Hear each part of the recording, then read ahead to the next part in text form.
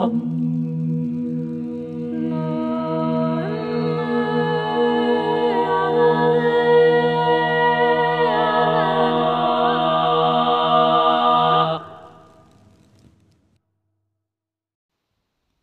se dévêtir, carte de la mue.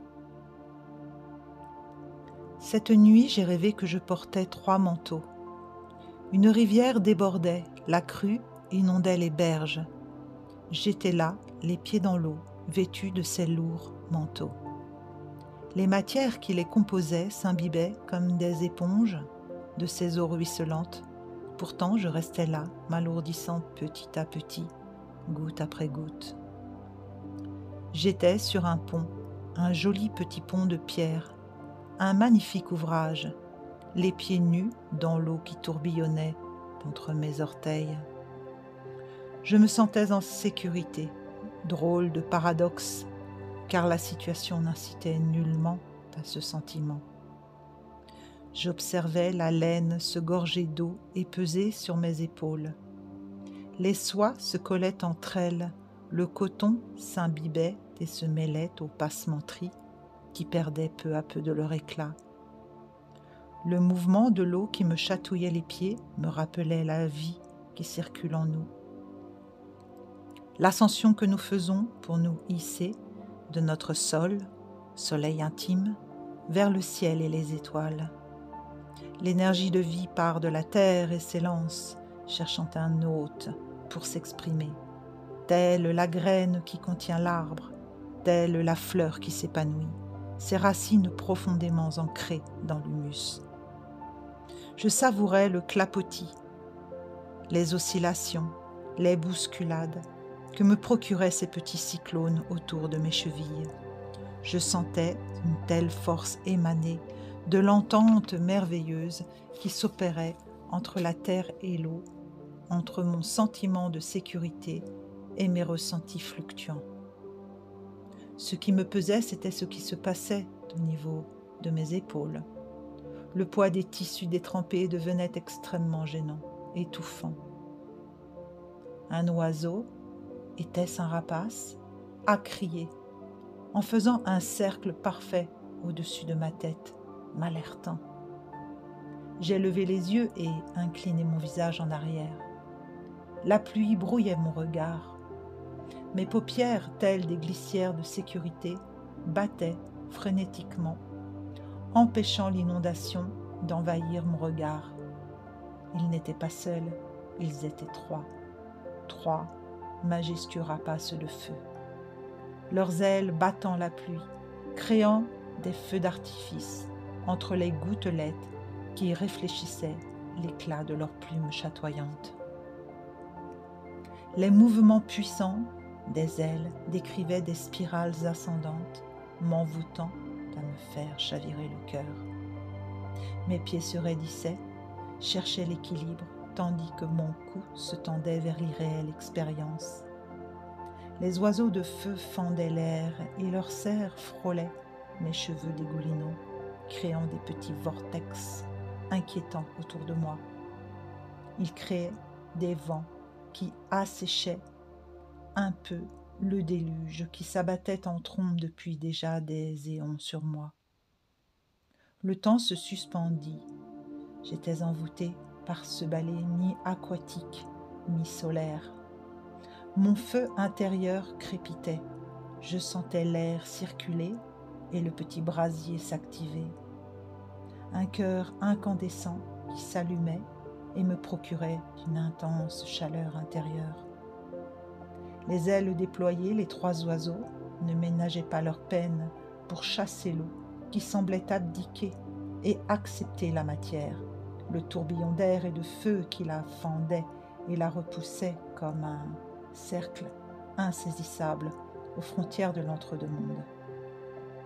Tandis que 2 des oiseaux maintenaient le vortex, l'un d'eux fondit sur moi et m'arracha le premier manteau, s'agrippant aux fibres avec ses griffes sans me blesser et déchirant les coutures.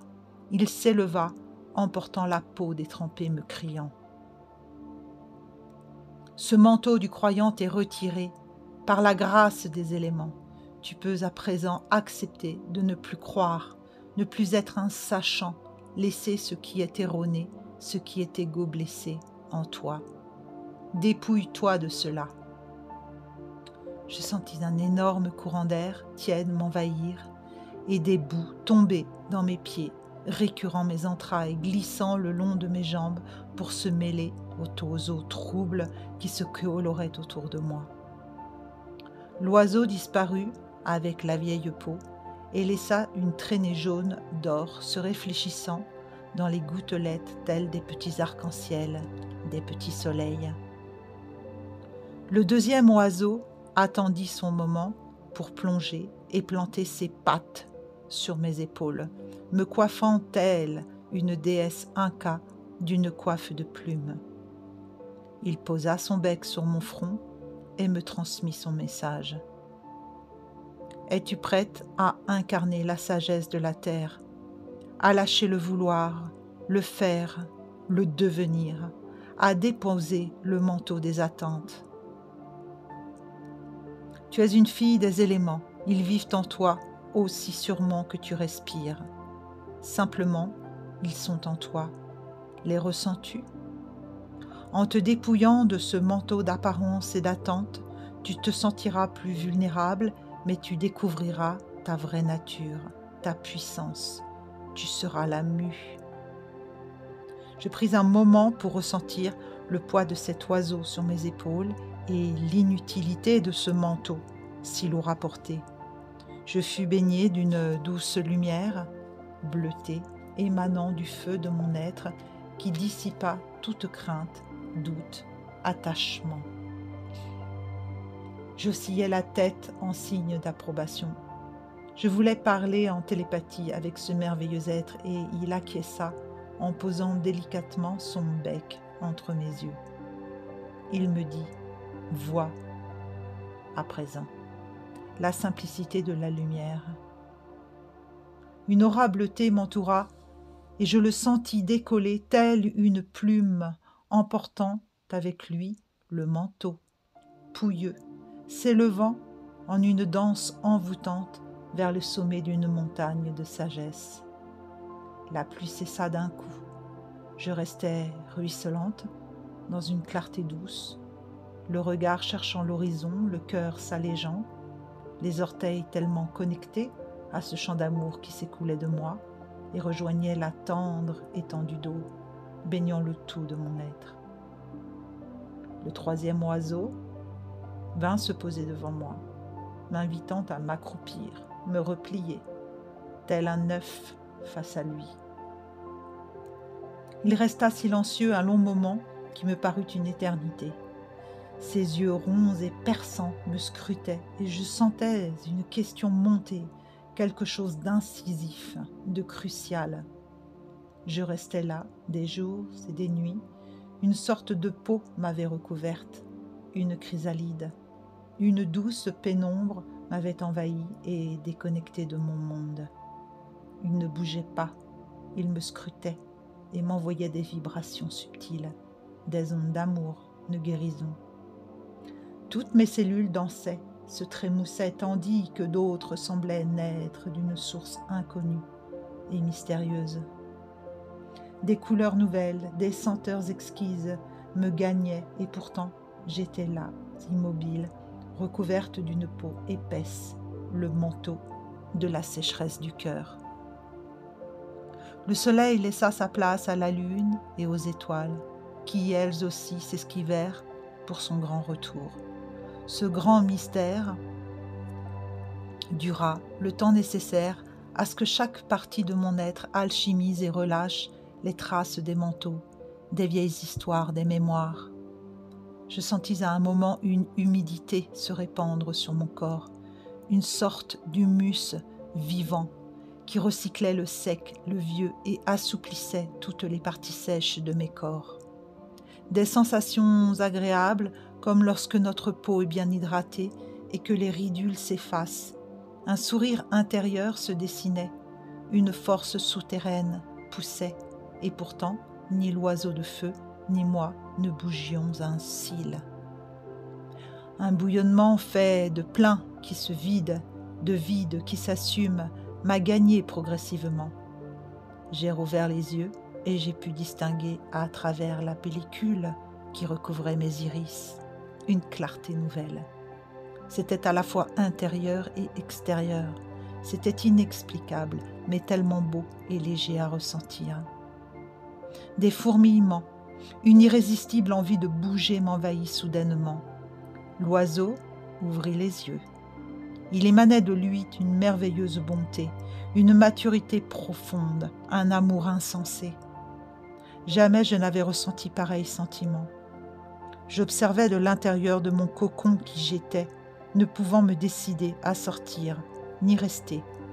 Une panique me submergea d'un coup, quand je pris feu en une seconde. Mon manteau prit feu, il se décolla, et les lambeaux s'envolèrent tels des fétus de paille emportés par le vent. Je voyais mon dernier corps partir en fumée, dissous dans le grand cycle de la vie. L'oiseau me scruta. J'étais mue, j'étais nue, luisante, tel un ver. Il m'interrogea pour la dernière fois. « Es-tu prête à lâcher la sécheresse du cœur ?» Je sentis tout mon corps s'animer, se tendre. Aucun mot ne passa la frontière de ma bouche. Aucune pensée limitante ne me freina. Aucune attente ne vint me bloquer en cet instant béni. L'oiseau ressentit mon état vibratoire et s'élança doucement, ne me lâchant pas du regard. J'étais calme, sereine, confiante. Je me sentais si souveraine, la reine légitime de mon royaume intérieur, en paix. Il fit le tour et se positionna dans mon dos. Mon atome de joie s'alluma d'un coup, irradiant tout mon être, presque à me faire suffoquer de bonheur. Une exquise sensation de bien-être tellement jouissive m'inonda et me fit me relever, mes pieds tout neufs, comme transmutés, palmés, écaillés, avec des griffes puissantes, tel un caméléon changeant à chaque seconde. J'avais le champ des potentiels ouverts en moi. Mon merveilleux corps, mon temple ami, se régénérait et s'expansait à chaque souffle. Je jetais un œil en arrière, l'oiseau avait comme disparu. Pourtant je le sentais en moi, sage, puissant, confiant. Il m'habitait. Par quelle magie ceci avait-il pu s'opérer? Alors, dans un bruissement, un craquement, crépitement, soudainement se déployèrent depuis mes omoplates et jusqu'à 2 mètres autour de moi, de magnifiques ailes bleutées, aux reflets dorés, qui se mirent à battre comme pour se dépoussiérer.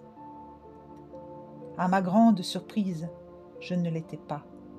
Une immense gratitude me submergea et j'offris mes larmes de joie à la source bleue, à la source dans le désert. Mon cœur, nouvellement hydraté, envoya le message à mes ailes de s'envoler.